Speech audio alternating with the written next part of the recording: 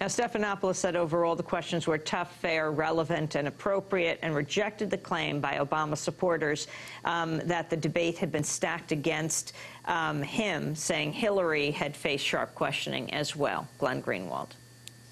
Well, you can just simply look at the way that the first 50 minutes of the debate evolved. It was true that she was asked a question about her purported dishonesty and the quote-unquote scandal of her claiming that she was under sniper fire in Bosnia, and that was the type of question that Obama was subjected to as well. But what you really see happening here is throughout 2007, when it looked as though Hillary was going to be the nominee, or at least the media and the right wing assumed that that was the case, she was the target overwhelmingly of these sorts of attacks. The media discussed at length what they said was her artificial laugh, this sort of cackle that kind of masked a soulless, satanic quest for power underneath. They talked about whether she was showing cleavage. These kinds of personality attacks were directed at her when it looked as though she was a nominee. Now that Obama looks to be the nominee, and the media and the right assume that, he clearly is receiving the preponderance of these attacks. And as I said, it's always done in the same demonizing way to suggest that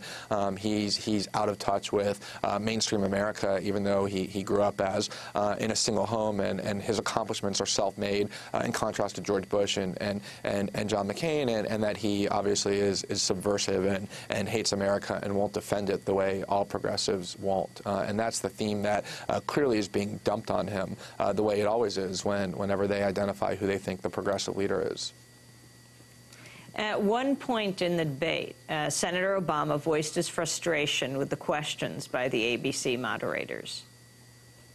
I think what's important is to make sure that we don't get so obsessed with gaffes that we lose sight of the fact that this is a defining moment in our history. We are going to be tackling some of the biggest issues that any president has dealt with in the last 40 years.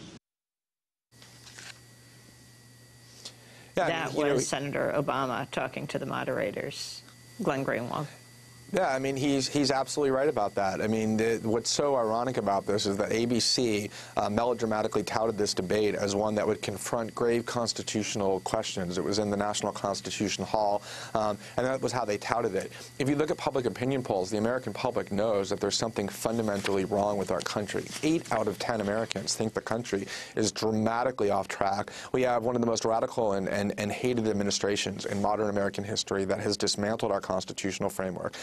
That has brought us into extreme economic precariousness and disrepute around the world. And yet here are our leading journalists asking these type of questions as though those are the things that Americans want to hear. And what happens is whenever you point out that it is the media that is rendering our political discourse so toxic in a way that really disserves the American public, the way that Obama did, most journalists will immediately start banding together and attacking whoever the critic is who points out the media behavior. And so you had all journalists across the board, Roger Simon in the Politico, Mark Amador in the Atlantic, and especially David Brooks in the New York Times, essentially attacking Obama for being too petulant or for being too soft and incapable of withstanding the hardships of political battle, as though there's something adversarial and substantive about what it is that they're doing, rather than trashy and petty. And again, you saw there's a column from David Brooks this morning,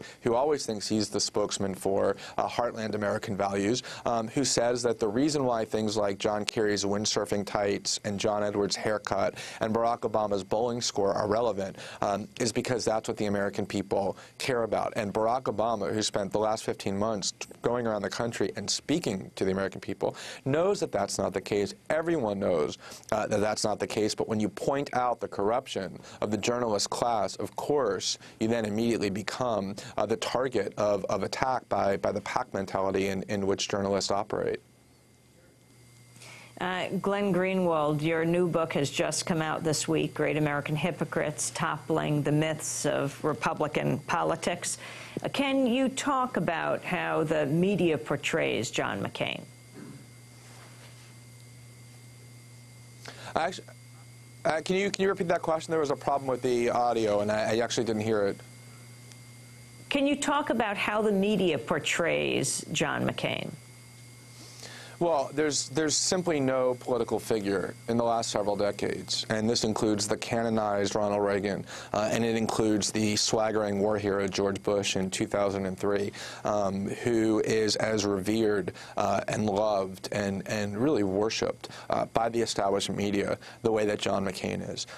It simply is, there's no parallel to it. And oddly enough, a lot of the reporters who travel around with him are so enamored of him that they actually acknowledge the deep affection that they have for him, and they do so without shame, as though